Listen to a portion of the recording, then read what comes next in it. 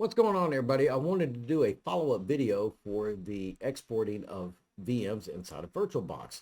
Well, as you can tell, I'm at my other place of recording, and it's time to start importing in those VirtualBoxes. So let's hop on over and see what we can do.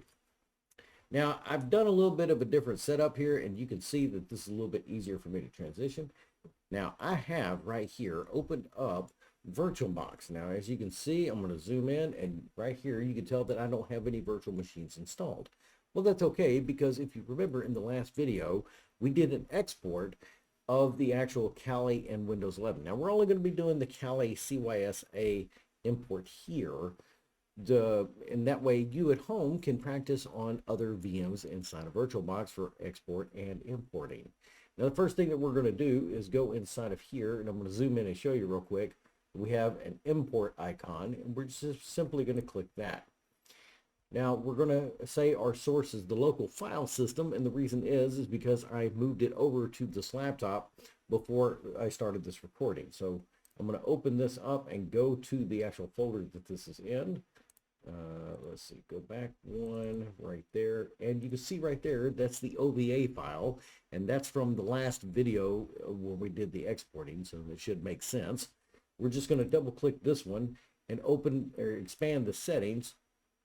I'm going to close that for a second. Expand the settings so we can see that this is a summary of everything that that virtual machine has, to include the actual hard drive itself.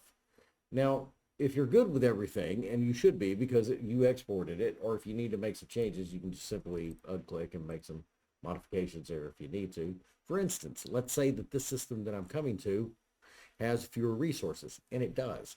So I may want to consider the amount of hard drive space, CPU allocation, and even the RAM. But this is good for this system, so we're going to go ahead and hit finish, and we're going to start the import.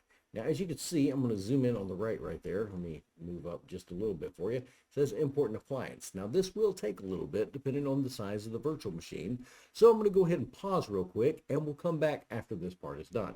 And just like that, we're back. And as you can see here on our screen to my left, your right, that we have a Kali CYSA virtual machine inside a VirtualBox that is powered off.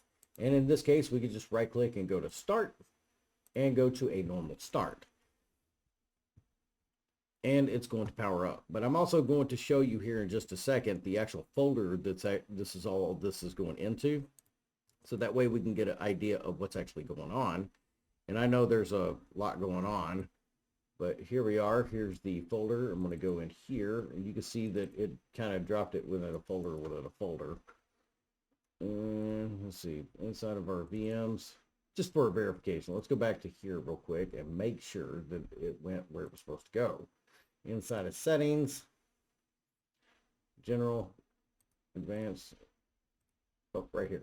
So in this case, it put it inside of users Erik desktop VirtualBox VMs Kali CYSA for the snapshots. Now, this is stuff that you may want to pay attention to as you're bringing in your virtual machines, but for the most part, I didn't pay attention to it, and it was able to import.